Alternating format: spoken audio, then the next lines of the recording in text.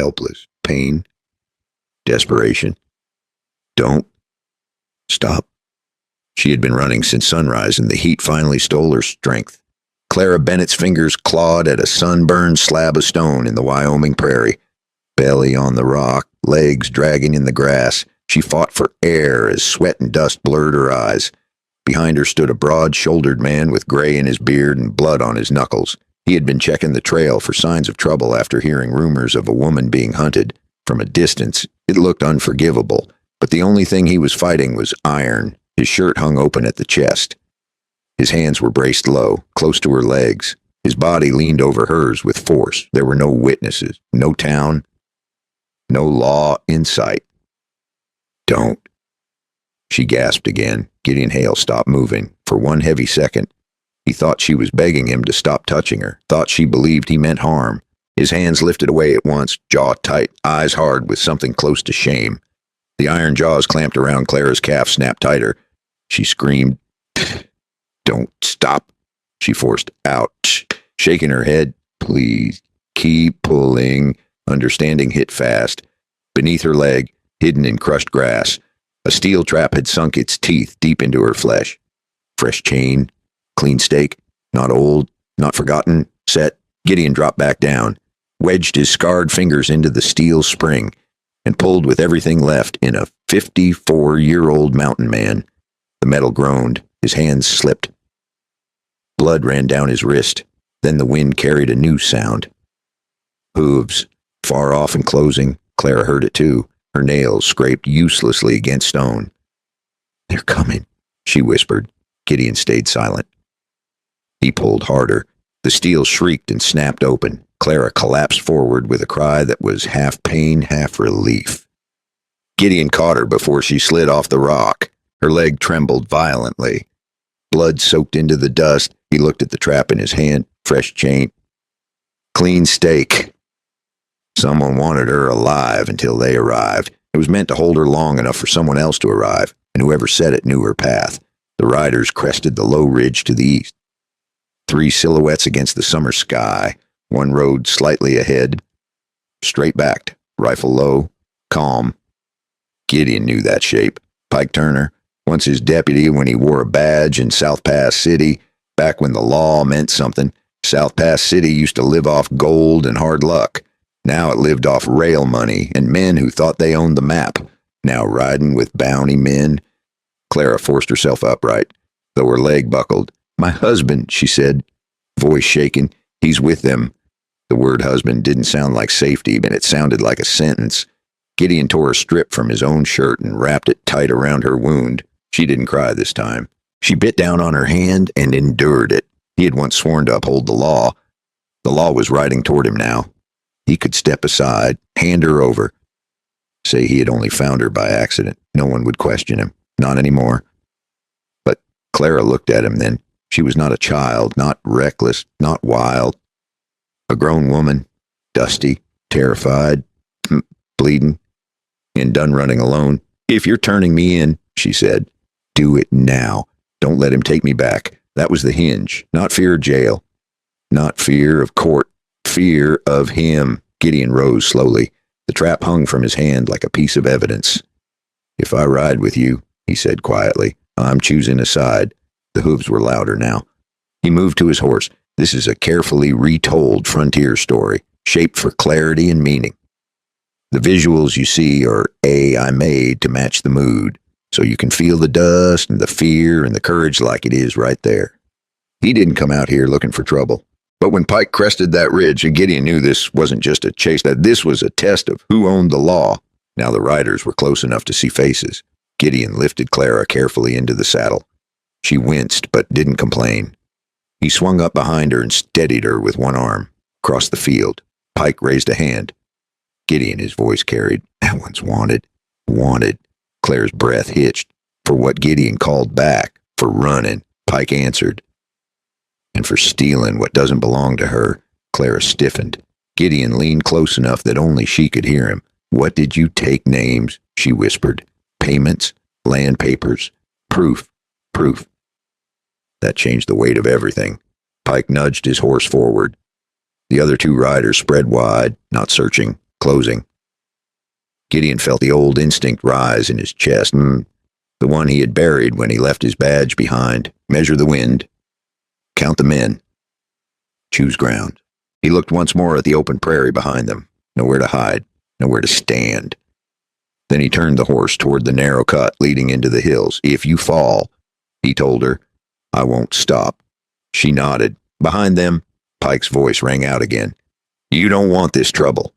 Old man Gideon kept his eyes forward. The horse lunged forward. Dust exploded beneath hooves. The ridge swallowed the horizon. Clara dared a glance over her shoulder. Arthur rode beside Pike now. Her husband's face was clear in the sunlight. No shame, no regret, only anger.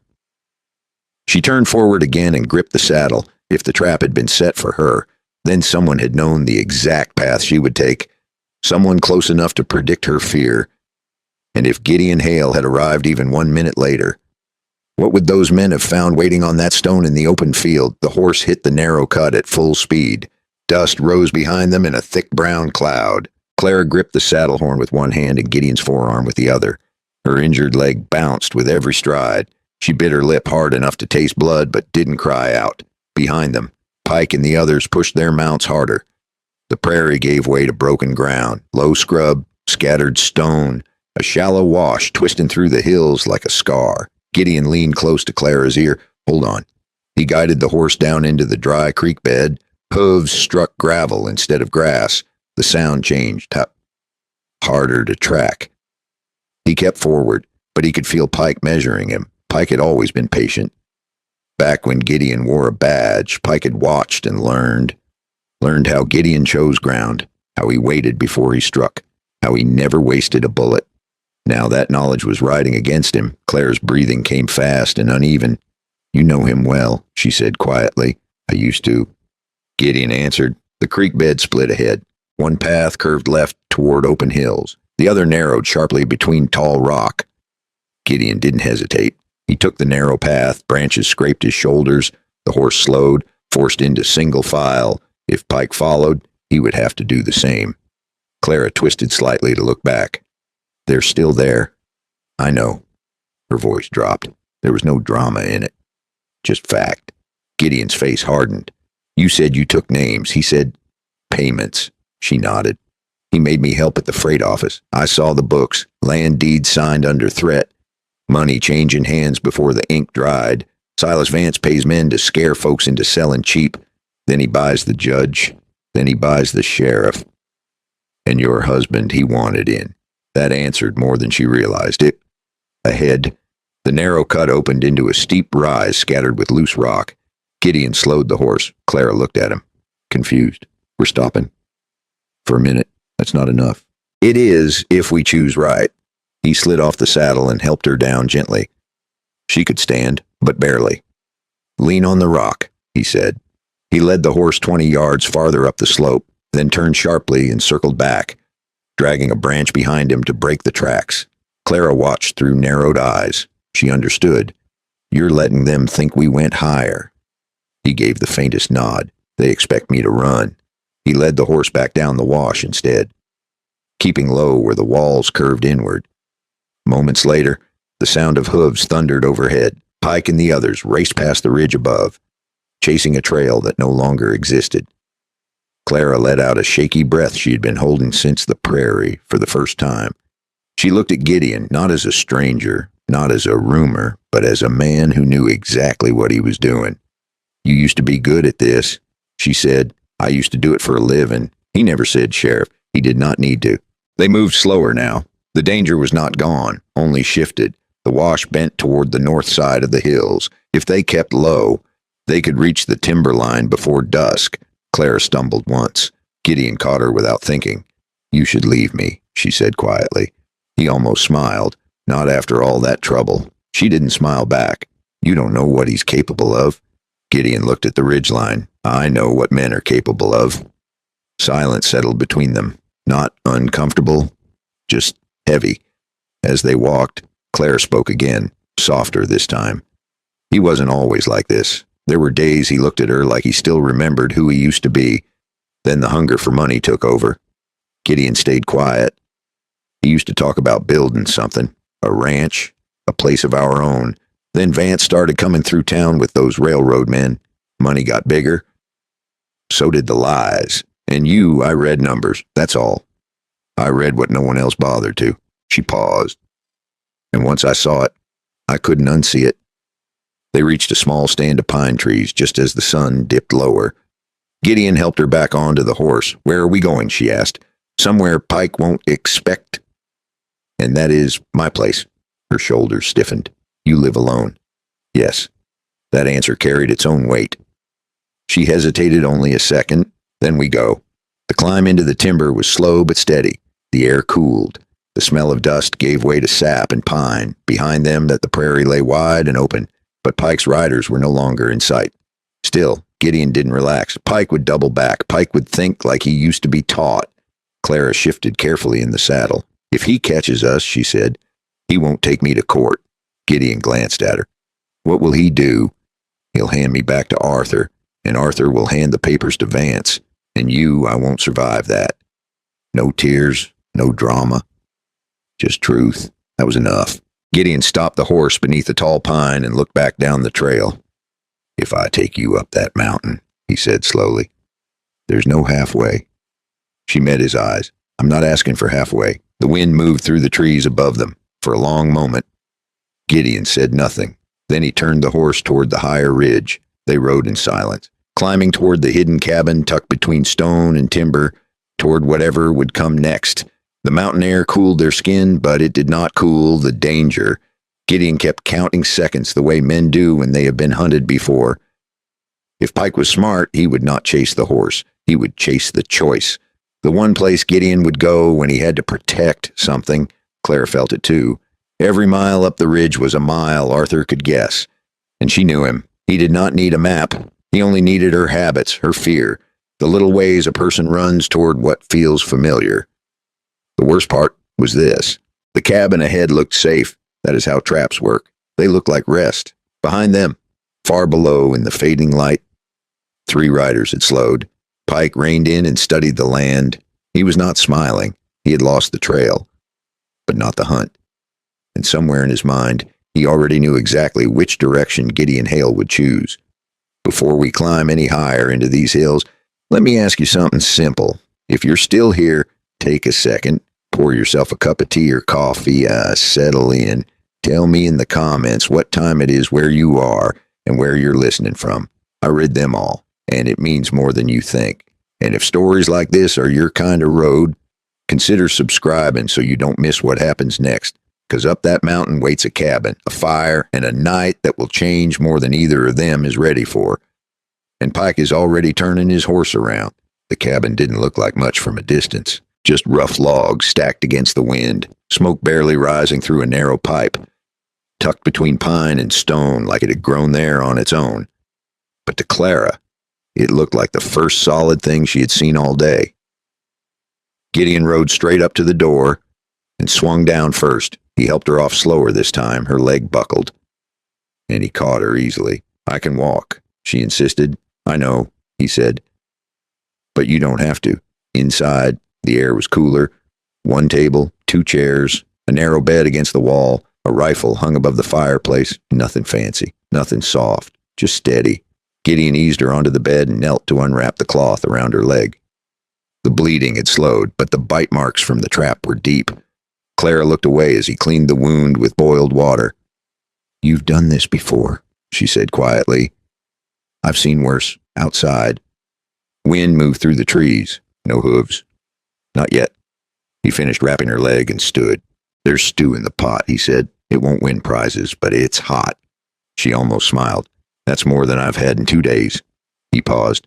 You've been running that long? She nodded. I left at night. Took what I could carry. Thought I'd make it to Lander before they noticed. And the trap Arthur knows the trails. I used to ride them with him. The word used to carried weight. Gideon filled a bowl and handed it to her. She held it with both hands, as if afraid someone might take it away. For a few minutes they ate in silence. The quiet didn't feel empty. It felt earned. After a while, Clara looked around the room more closely. You live alone? She asked again. Yes. No family. He shook his head once. Had a brother, he said. Different road. He didn't say more, but something tightened in his voice. Clara noticed a small wooden box on the shelf near the fireplace, papers tucked inside, a faded badge lying flat at the bottom. You were really sheriff, she said softly, for time. What happened? He gave a small breath that might have been a laugh. Railroad money happened. That was enough. Clara set her bowl down carefully. Silas Vance. Gideon met her eyes. Yes, the name didn't need explaining. She reached slowly into the lining of her skirt and pulled out a folded bundle of papers. Wrapped in oilcloth. This is what they want, she said. He didn't touch it yet. You sure I copied every page before Arthur realized what I was doing? Land transfers, forced signatures, cash paid under different names. You kept the originals, no. He burned those. She looked down, but he didn't know I had these.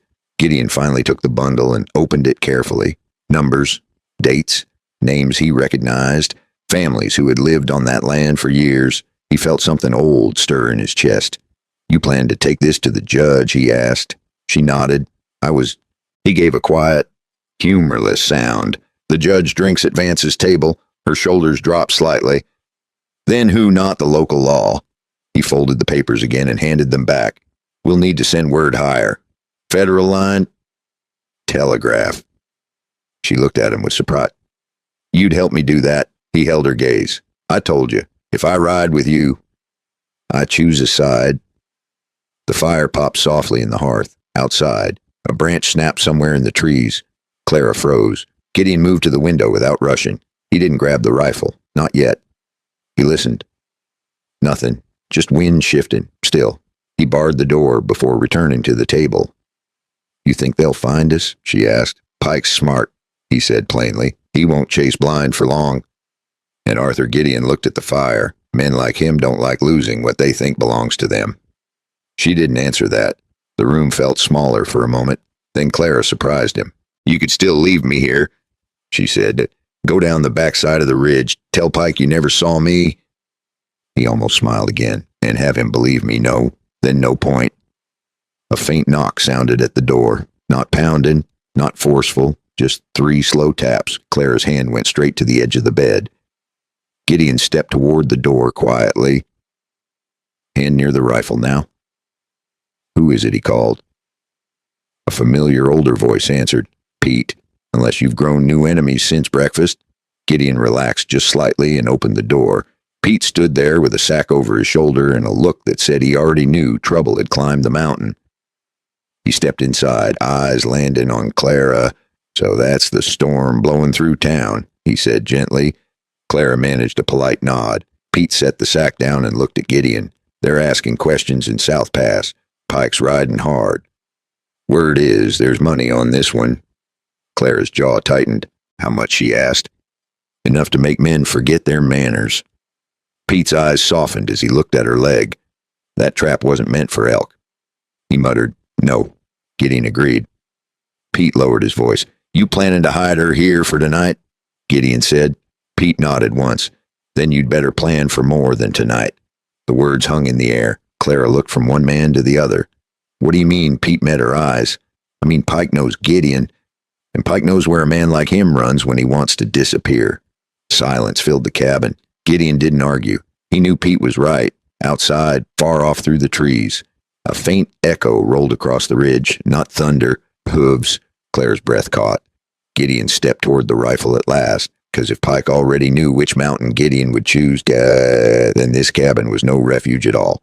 The sound came again. Hooves. Not far now. Clara didn't move from the bed. Her fingers tightened around the blanket. Not from weakness this time, but from knowing they found us, she whispered. Gideon didn't answer right away. He stepped to the narrow window and eased the curtain aside just enough to see through the trees. 3 riders, spreading out. Pike rode in the center. Arthur to his right. The third man carried something long and wrapped in cloth. Gideon's jaw hardened. They're not guessing, he said quietly. They're certain. Pete moved toward the back wall where the logs met stone. There's a narrow cut behind the ridge, and he said, hard to see unless you know it. Clara looked between them. You've both done this before. Gideon gave a small breath. Just not like this. Outside, Pike's voice carried through the trees. Gideon, I know you're in there. He didn't shout. He didn't need to. Arthur's voice followed, sharper, strained. Clara, come out. We can fix this. Her shoulders stiffened. Fix this. Gideon stepped away from the window and finally picked up the rifle. Stay behind the bed, he told her. No matter what you hear. She nodded. Pete slipped toward the rear wall and pulled aside a loose plank near the floor. Behind it, a narrow opening led into a shallow trench carved years ago for runoff and hidden by brush. Not pretty, Pete said, but it'll get you down the backside. Gideon glanced at him. You first. Pete shook his head. You're not as quick as you used to be. I'll hold them a minute. Gideon's eyes narrowed. You're not staying. Before either man could say more, something struck the side of the cabin. A thud, then another. Clara smelled it before she understood it. Smoke. Arthur's voice rose. Last chance. A flicker of flame appeared at the window. Pike had not come to talk. The cabin wall caught quickly. The dry summer wood didn't argue with fire. Clara pushed herself up despite the pain in her leg. They'll burn it down, she said. They already are. Gideon answered. He moved fast now. Not frantic, just sure. He crossed the room, grabbed the oilcloth bundle from the table, and tucked it inside his vest. Clara saw it. You're taking it, I told you, he said. I chose. Flames climbed along the outer wall. Smoke thickened near the ceiling. Pete moved to the door as if to open it. Gideon grabbed his arm. No. Pete held his gaze for a long second, then nodded toward the rear opening, then go. The roof popped sharply as heat built above. Clara tried to stand but nearly fell. Gideon reached her in 2 strides and lifted her without hesitation. She was not light, but he didn't slow. Behind them, something heavy crashed against the front door. Arthur was not waiting for the fire to finish the job. Gideon dropped to one knee beside the hidden opening and lowered Clara carefully through first. Slide, he told her. Keep low. She did. Pete followed close behind. Gideon lingered 1 second longer. He looked around the cabin, the table, the badge on the shelf, the place he had hidden from the world. Then he turned and slid down into the trench as the front door finally splintered inward. Smoke poured after them, outside. The trench curved along the slope. Hidden by scrub and stone, the fire above cracked and roared, sending sparks into the evening sky. Clara crawled as fast as her leg allowed. Behind them, voices shouted, They're not inside. Check the back. Pike's tone didn't rise. It sharpened. Gideon reached Clara and helped her to her feet once they cleared the brush. The trench ended at a steep drop into a shallow ravine. Pete pointed down. Follow it north. It bends toward the creek. And you? Clara asked. Pete gave her a look that was steady and kind. I've lived long enough to know when to move and when to stay. Before she could protest, Pete climbed back up the slope toward the burning cabin. He did not walk into the flames. He slipped around the side where the smoke hid him and waited for Pike to pass. Gideon grabbed her hand. He'll be fine, he said, though his voice held doubt. They moved quickly along the ravine, using the smoke as cover. Behind them, a single gunshot echoed. Claire stumbled. Gideon pulled her forward. Keep going. The ravine narrowed and twisted until the firelight faded behind them. They didn't stop until they reached the creek at the base of the ridge. Only then did Gideon turn to look back. The cabin was a bright orange wound against the dark trees. Years of quiet gone in minutes. Claire saw it in his face. I'm sorry, she said. He shook his head. It was wood, but it had been more than that. The wind shifted. Above the ravine, a figure appeared against the smoke. Pike. He stood on the ridgeline, looking down into the trees as if calculating. Arthur joined him moments later. Even from that distance, Clara could feel Arthur's anger. He'll follow the creek, she said quietly. He always does when he tracks deer. Gideon looked at her. You're sure? Yes. He nodded once. Then we don't follow the creek. He led her upstream instead, stepping in the shallow water to break their trail. The cold bit at Clara's wound, but she didn't complain. Halfway through the bend, Gideon stopped. On the muddy bank near a fallen log, he saw fresh print, not theirs. Boots, small, and a second set beside them. Clara saw them, too. That's not Pike, she said. No. Gideon crouched, touching the edge of the print. Recent, close. Someone else had been waiting down here. The fire behind them cracked loudly, sending sparks high into the sky.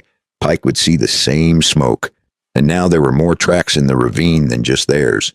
Gideon stood slowly. "Looks like we're not the only ones hunting tonight," he said, and somewhere ahead, just beyond the bend in the creek, a branch snapped in the dark. The branch snapped again. Not behind them. Ahead. Gideon didn't raise the rifle right away. He listened first. The creek moved softly around his boots. Clara stood beside him in the cold water, breath tight but steady. Another sound, a small stone shifting. Whoever was out there was not riding, not charging, watching. Gideon lifted the rifle slowly and called out, calm and even, "If you're hunting, you picked the wrong night." Silence. Then a voice came from the trees. "You always did like to talk first." Clara felt Gideon stiffen beside her. The man stepped out from behind a cluster of brush. Pete. Smoke stained his shirt. One sleeve was burned through, but he was standing. Clara let out a breath she didn't realize she had been holding. "You shouldn't be here," Gideon said. Pete gave him a dry look. "And let you two walk blind into the dark."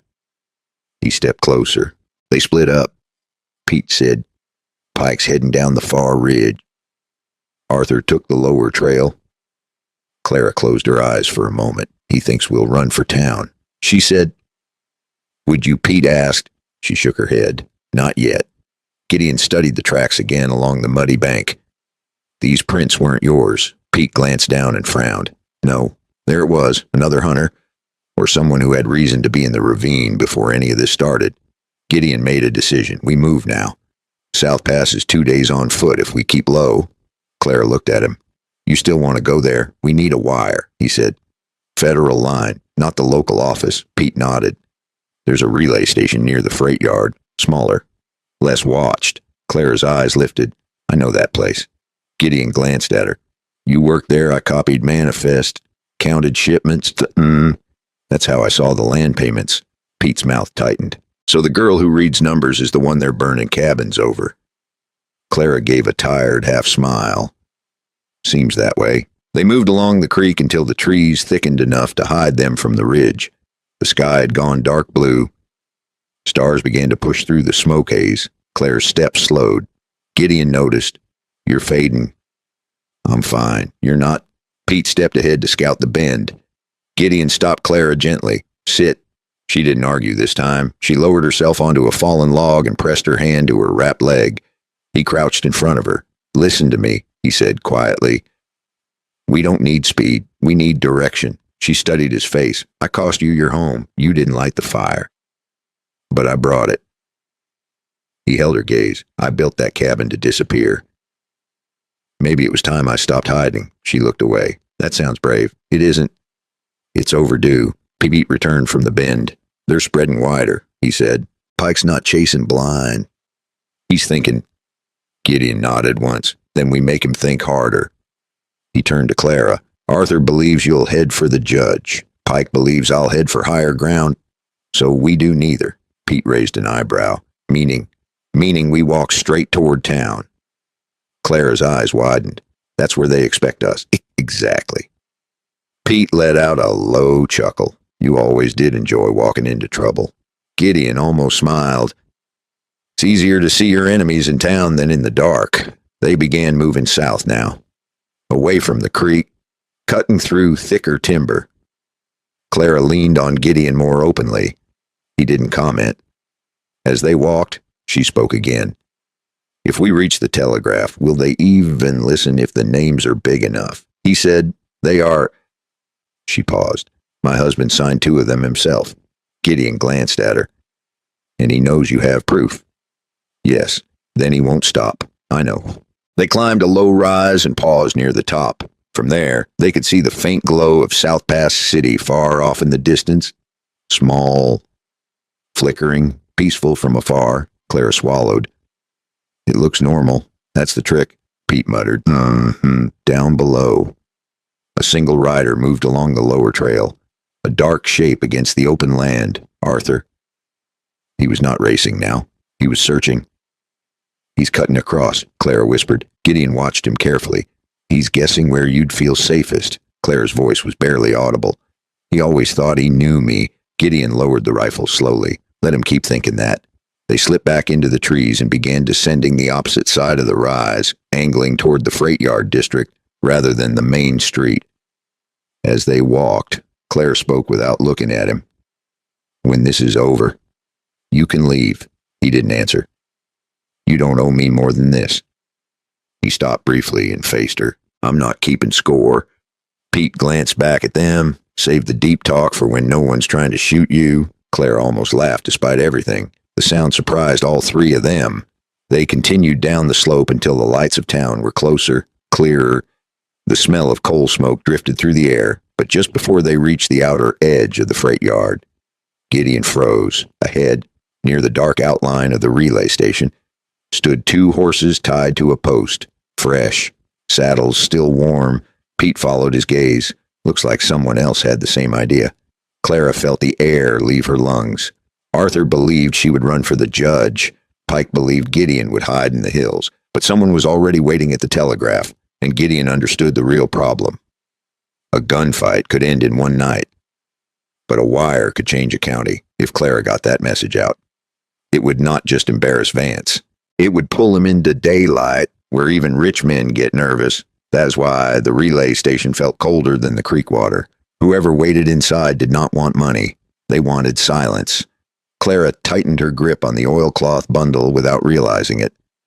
In that moment, she was not just a woman running. She was evidence that could burn down an empire, and evidence does not get to walk away unless somebody bleeds for it. And if that someone knew exactly what Clara carried, then walking into town might be the most dangerous move they had made yet. The two horses tied outside the relay station were not tired. They had been ridden hard, but not long ago. Their sides still moved heavy with breath, saddles cinched tight. One rifle leaned against the porch rail. Gideon raised a hand to stop Clara and Pete. "Stay low," he said quietly. The freight yard at night was not silent. Chains clinked in the distance. A loose shutter tapped against wood. Coal smoke hung in the air. But the relay station itself was dark except for a thin line of lamplight beneath the door. Someone was inside. Claire's heart pounded hard enough she felt it in her throat. "If it's Pike," she whispered, "he'll be waiting." Gideon studied the ground near the porch. Fresh boot prints, 2 set. Not 3. "Arthur and one other," he said softly. "Pike's not here." Pete frowned. That could be worse. Gideon nodded once. "It means Pike expects them to handle it." Clara swallowed. "He sent Arthur. Or Arthur asked to come." That landed heavier. Gideon turned to Clara. "Can you stand on your own for a minute, and that's all we need?" He motioned toward the side of the building. "There's a window in back. Small, half jammed." Clara blinked. "You remember that I used to check it when I was sheriff?" Pete let out a low breath. "Feels like old times." Gideon didn't smile. Old times didn't end well. They moved along the side wall, keeping to shadow. The boards creaked faintly under the night air. Gideon reached the back window and eased it upward just enough to peer inside. He saw Arthur first, standing near the telegraph desk, gun in hand. The other man sat slumped in a chair, the telegraph operator, head down, not moving. Claire slid the operator gently aside without looking at his face, then set her hands on the key. Claire's breath hitched when she saw. "He's dead," she whispered. Gideon didn't confirm it out loud. Arthur paced once, then stopped near the telegraph key as if daring someone to try it. He was not calm. He was waiting. Gideon pulled back from the window. Arthur's alone in there. Pete tilted his head. Alone or pretending to be? "Either way," Gideon said. "We don't go through the door." Clara looked at him, confused. "Then how?" He met her eyes. "You go through the window." Her expression shifted. "I can't fight him." "You're not fighting him?" Pete caught on first. "You're sending the wire." Claire stared at Gideon. "You think I can do that fast enough? You told me you worked manifest. You counted shipments. You read numbers. That's not the same." "It is if you listen." He leaned closer. "Arthur thinks you're scared. He thinks you'll run. He doesn't think you'll walk straight into the room." Claire's fingers tightened at her side. "And if he sees me, he will," Gideon said plainly. She swallowed. "And then he'll look at you." Gideon's voice lowered. "And not at me." Silence hung for a second. This was not about strength now, not about speed. This was about nerve. Claire nodded once. "Tell me what to send." Federal Marshal Office in Cheyenne, Gideon said. Name Silas Vance. Land fraud. Judge bribed. Urgent. She repeated it quietly to herself. Pete eased the window up wider. You got maybe 30 seconds before he hears the key. Clara drew a slow breath. Gideon steadied her as she climbed carefully through the narrow frame. Her injured leg caught once on the sill, but she swallowed the pain. She dropped softly inside the dark room. Arthur's back was to her. He was staring at the front door, waiting for it to open. Clara moved quietly toward the telegraph desk. The operator sat slumped forward, a dark stain spreading at his collar. She forced herself not to look. Arthur spoke without turning. You're late, Gideon. Clara's hands hovered above the telegraph key. Arthur turned slowly. When he saw her, the anger on his face shifted into something else, relief. You came, he said. She kept her voice steady. I was tired of running. He stepped toward her, lowering the gun slightly. You should have stayed home. There isn't a home, she answered. His jaw tightened. You don't understand how this works. I understand enough. Behind him, through the window. Gideon slipped inside without sound. Clara sat at the telegraph key. Arthur frowned. What are you doing? She pressed the key. The first sharp click broke the silence. Arthur's eyes widened. He lunged. Gideon moved faster. The rifle butt struck Arthur across the shoulder before he could fire. The gun discharged into the ceiling. Wood splintered. Clara kept tapping. Short, precise, steady. Arthur staggered, then swung wildly at Gideon. The two men collided against the desk, knocking papers to the floor. The telegraph clicked on. Clara didn't stop. She had listened to operators for months, watched the rhythm, counted the spacing. She didn't think now. She remembered. Arthur grabbed Gideon's shirt and drove him against the wall. The gun slid across the floor. Pete burst through the front door just as Arthur reached for the fallen weapon. Gideon drove his shoulder into Arthur's ribs. They crashed into the desk again. The telegraph key rattled. Clara forced her fingers steady. Last word. Urgent. She hit the final signal and pulled her hand back. Arthur managed to shove Gideon away and snatch the gun from the floor. He turned, breath ragged, fury rising. Then he froze, not because of Gideon, because outside, down the street, a whistle blew, long, sharp, not a train. A signal. Pete glanced toward the door. That's not ours, he said. Gideon felt the shift in the air. Arthur looked from Clara to the window to the street. You think that wire will save you? He demanded. Clara met his eyes. No, she said quietly, but it might ruin him. Arthur's grip tightened on the gun, and outside, the sound of boots hit the boardwalk. More than two, more than three, and whoever had heard that wire being sent was coming fast. Boots hit the boardwalk hard and fast. Not two men, not three, a group. Arthur heard it too. His eyes flicked toward the door, then back to Clara. For one split second, doubt crossed his face. That was all Gideon needed. He drove forward, knocking the gun from Arthur's hand. It slid across the floor and struck the leg of the desk. Pete kicked it farther away without looking down. The door burst open, not Pike. Two town deputies stepped inside, drawn by the gunshot and the whistle. Behind them stood Martha from the boarding house. Shawl pulled tight around her shoulders, face set like stone. She took in the room in one glance. The dead telegraph operator, Arthur bleeding from the shoulder, Clara at the key, Gideon standing between them. Looks like trouble found you again. Gideon, she said evenly. Arthur lunged toward Clara, desperation rising. She stole documents. He shouted, she's wanted. One deputy raised a hand. Everyone calm down. No one calmed down. Gideon stepped slightly in front of Clara. She sent a wire, he said. Arthur's head snapped toward him. You let her. Gideon didn't answer that. The second deputy looked at the telegraph desk. To who? Federal Marshal Office in Cheyenne, Claire said quietly. That shifted the air. The deputies exchanged a look. Arthur's voice cracked. She's lying. She's trying to ruin good men. Good men don't burn cabins, Pete muttered. Arthur's temper flared again. You think they'll believe her over Silas Vance? That name did more damage than the wire itself. Martha stepped forward.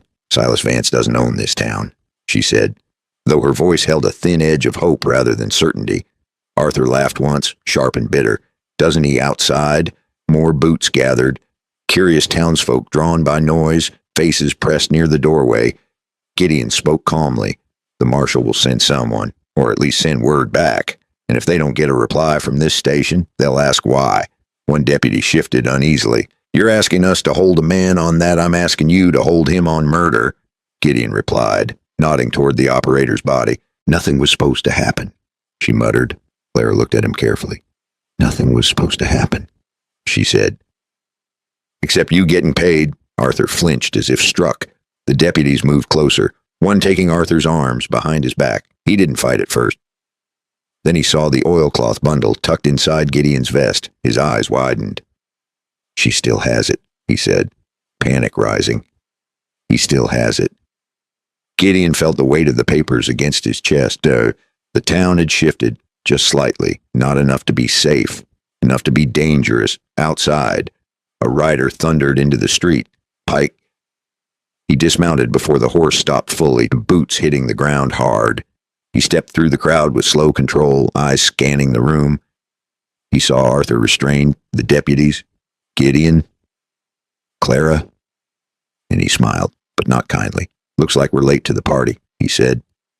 No one answered him. Pike's gaze settled on Gideon. You always did enjoy making a scene. Gideon held his ground. You always did enjoy cleaning up someone else's mess. Pike stepped closer, lowering his voice. You think a wire changes anything? It changes enough, Gideon said. Pike glanced toward Clara. She won't last long once this gets ugly. That depends on who stands with her, Martha said from the doorway. Pike looked at her, measuring.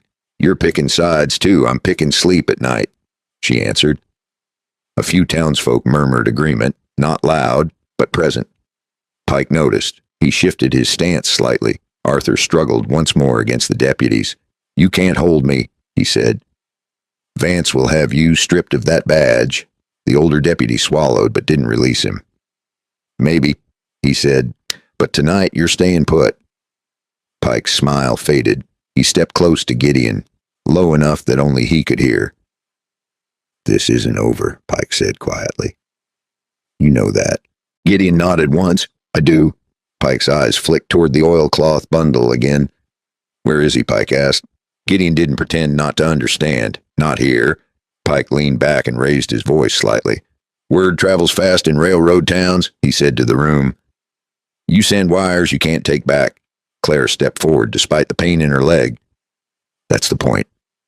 The room held its breath. Pike studied her for a long second. Then he turned toward the door. Fine, he said. We wait. For what the deputy asked about, Pike mounted his horse again. For the man who actually matters. He rode out slowly, not fleeing. Waiting. And Gideon knew Pike had already sent a rider to Vance the moment that wire started clicking. Clara felt the shift again. You think Vance will come himself? She asked. Gideon's expression darkened. If his name is in those papers? Yes. Pete stepped closer. Then we don't stay in town. The deputies hesitated. You can't just leave, one said. Not until the marshal answers. Gideon looked at Clara. He's right. Arthur laughed weakly from his hold. He won't come alone. Outside, the town didn't disperse. People stayed, watching, waiting. The wire had gone out, but now something larger was moving toward South Pass City. And if Silas Vance rode in before the marshal answered, this little room with the telegraph key would not be big enough to hold what came next. South Pass City didn't sleep that night. Lanterns stayed lit along the boardwalk. Doors remained cracked open. Men who usually kept their heads down stood in small clusters, whispering. Everyone knew one thing. Silas Vance would not ignore a wire sent to Cheyenne with his name on it. Railmen talked fast, and Pike's rider would be on Vance before midnight. Gideon stood outside the relay station with Clara seated on a crate beside the wall.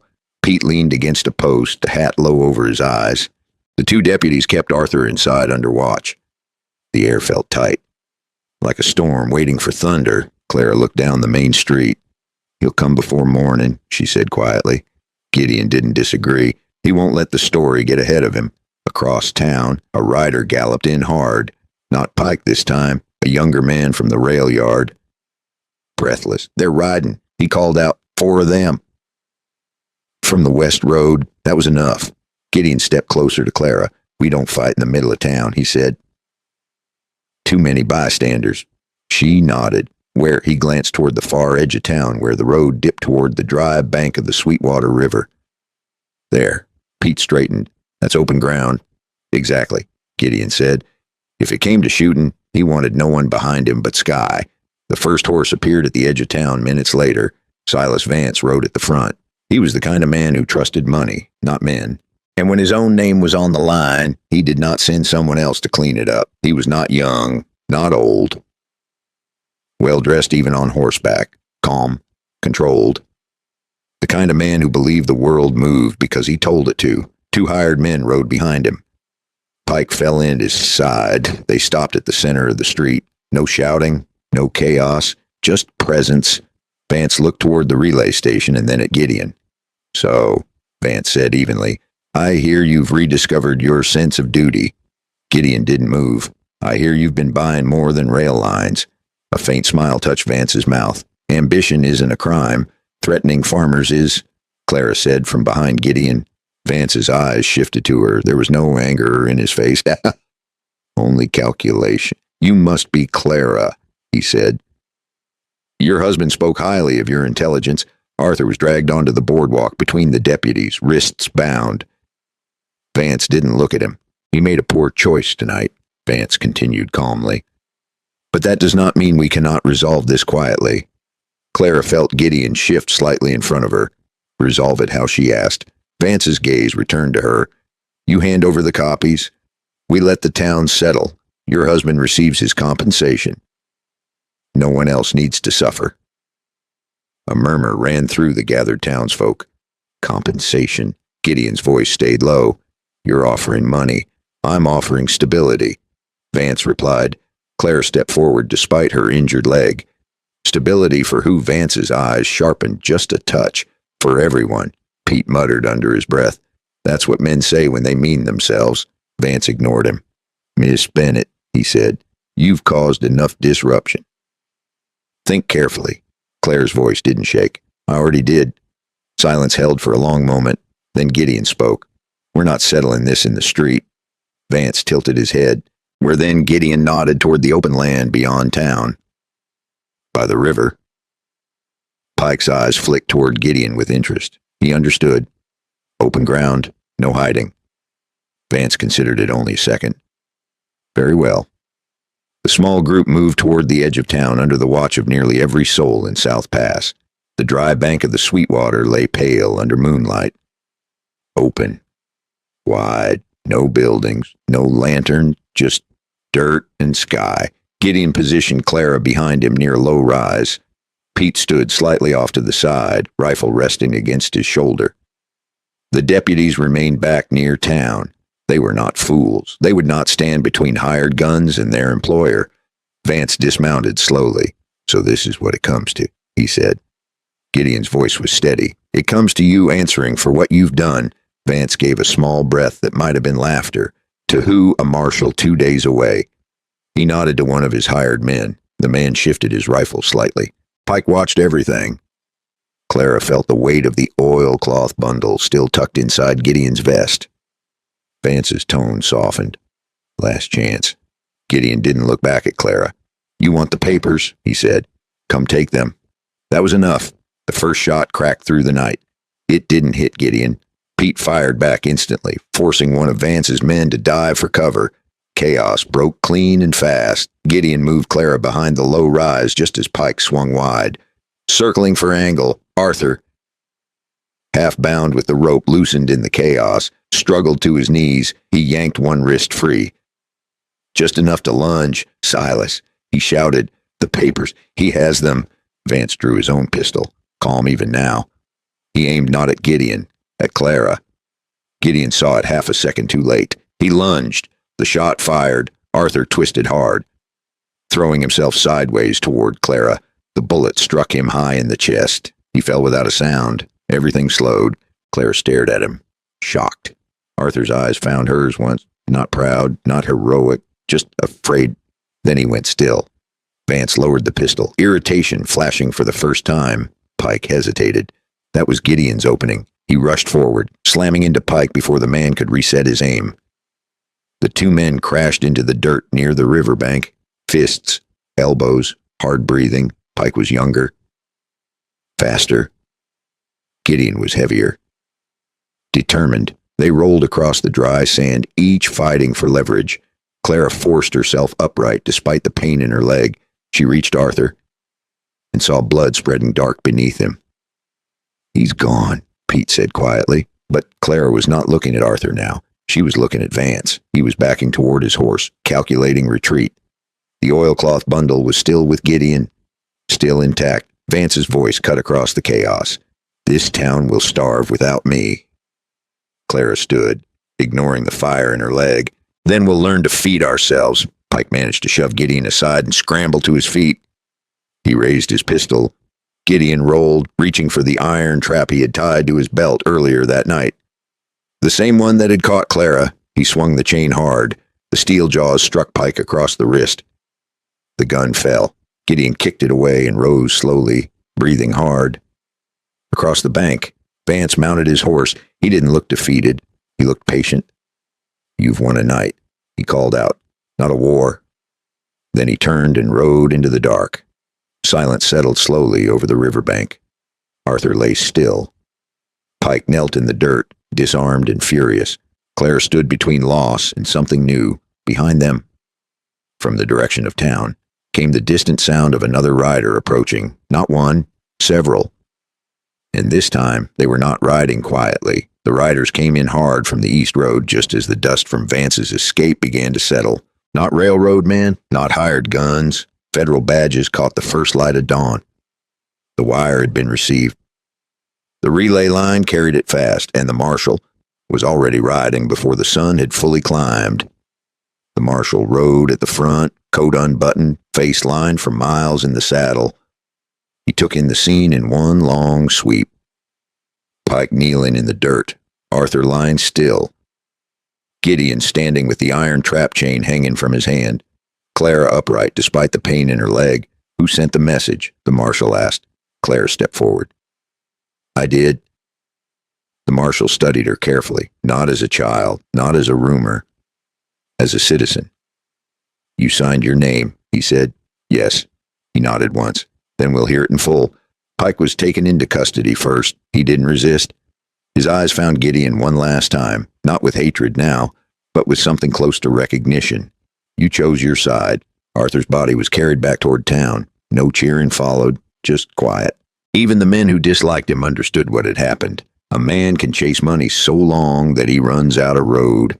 Silas Vance didn't return that morning, but the wire had done what it needed to do. It put his name into official books. It forced questions, and men who live by quiet influence rarely enjoy loud scrutiny. By midday, South Pass City felt different.